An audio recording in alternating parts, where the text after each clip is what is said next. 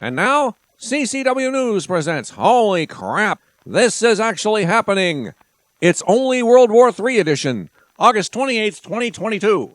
I'm Chuck U. Farley.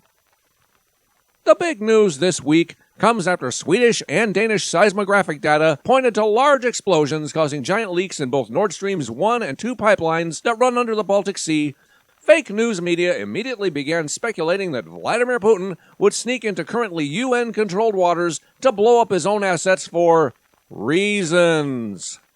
While both pipelines were turned off due to the conflict in Ukraine, the damage precludes any possibility that the EU will receive any natural gas to make it through the fast-approaching winter, no matter what happens politically, and both pipelines may now be permanently disabled. The Nord Stream 2 leak, which spread to over 1 kilometer in diameter on the surface of the sea, forced Denmark to restrict shipping in the area, further affecting already suffering supply lines. Of course, this serendipitous display has positively nothing to do with President Biden's blatant threat in February this year when he said, quote, "If Russia invades, that means tanks or troops crossing the border of Ukraine. Again, then there will be no longer Nord Stream 2. We will bring an end to it." End quote. When pressed how he would manage such a thing, he just smiled creepily and said he had his ways. Nothing to see here. Carry on. In wholly unrelated news, a Chinese guided missile cruiser plus 2 other Chinese naval ships and 4 Russian naval vessels, including a destroyer, were spotted in single formation just 86 miles off the coast of Alaska by a Coast Guard cutter last week. Nobody is talking about it. Again, nothing to see here. Carry on some more. Our thoughts and prayers go out to those in the path of Hurricane Ian. For those who may have missed it, the tropical storm touched down off the coast of Florida today with winds as high as 150 miles per hour, causing Democrats to postpone today's January 6 hearings in Washington, D.C. I swear, I am not making this up. A publicized show trial that includes neither cross-examinations nor witnesses that were actually present has been getting ratings slightly below those of old ALF reruns, and far-left Democrats like Liz Cheney know that a real hurricane would be too much competition because more people are interested in high winds than hot air. There are growing protests in Iran after their morality police beat 22-year-old Mahsa Amini to death for not wearing proper head garb. The Iranian police deny their involvement, saying that Mahsa died of a heart attack after they delivered several blows to her head. Women have been burning their hijabs and cutting their hair in protest of their continued oppression by the Muslim nation. Of course, some folks have made ridiculous comparisons of the real issues of truly oppressed people to felonious drug addicts whose antics were used as an excuse for profitable looting and protesters burning down their own cities. One such comparison was made by British-Iranian actor Omid Jalili, who said, "This is Iran's George Floyd moment." Silly actor, there is no comparison here.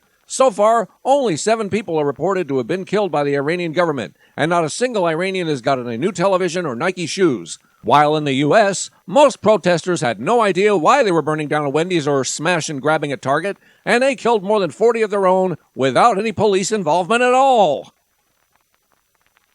Back home, the child sniffer-in-chief was in the middle of yet another rambling tirade at the National Education Association headquarters in D.C., when he stopped mid-sentence because he recognized an audience member.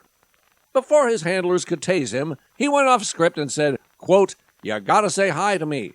Then told the fawning audience, "We go back a long way. She was 12, I was 30. But anyway, this woman helped me get an awful lot done." End of quote. While the audience laughed and cheered hysterically for some reason, no one bothered to question what the hell kind of work a 30-year-old man could get done with a 12-year-old girl. Welcome to the new normal. Speaking of creepy child-harming statements, Stacey Abrams, the defeated and wholly unsuccessful politician who still hasn't conceded her 2018 gubernatorial loss, yet for some DNC reason still hasn't been banned from all social media like anyone who questions 2020's anomalies, announced, live, in public, on video, that there is, quote, "no such thing as a heartbeat at 6 weeks. It is a manufactured sound designed to convince people that men have the right to take control of a woman's body." End quote. I swear, I am not making this up. But she certainly is. In the communist dystopia of California, where their government forces its people to own electric cars but can't keep the power on long enough to charge them, They also force people to turn off the air conditioners during heat waves for the good of the same electrical grid. Well, unless you're part of the elite that get to make the rules, that is. This week, they voted for the next step to try to kill off residents by banning the sale of natural gas heaters in the next decade so that more people will freeze when the grid goes down again in the winter.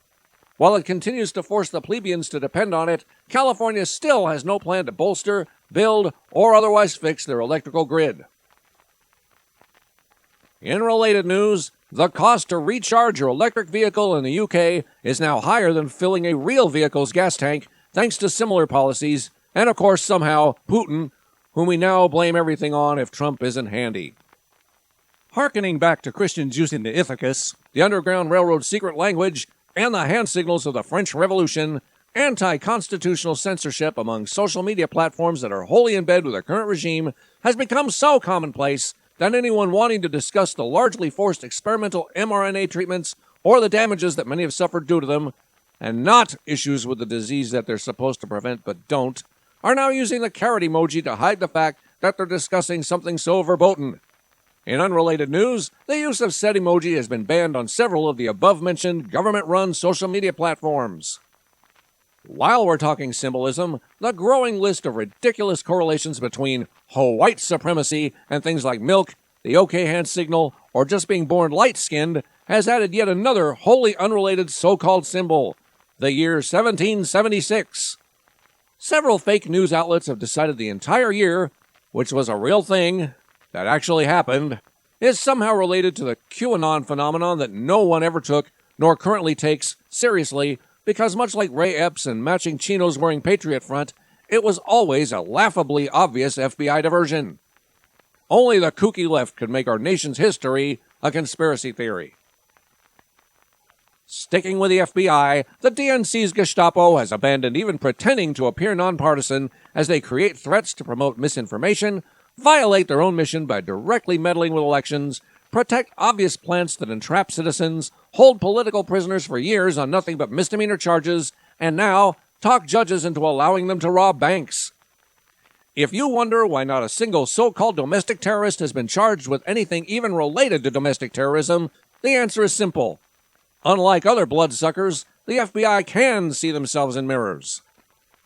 While domestic terrorism isn't really the huge, scary issue that both the Biden cabal and the FBI is propagandizing and or perpetrating themselves, foreign terrorism on our soil is.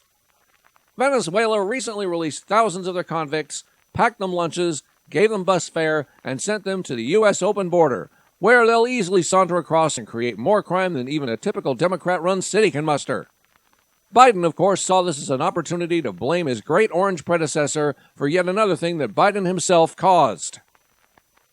Since our economy now rivals Venezuela's, further energy shortages loom, and the housing bubble is about to implode, the Sultan of Senility announced that he is going to fight hunger by extending welfare benefits for those who won't work, so that those who do work and aren't able to afford their own groceries anymore can suck it up and go hungrier. For CCW News, this has been Holy Crap! This is actually happening. I'm Chuck U. Farley. Good night, and may God help us.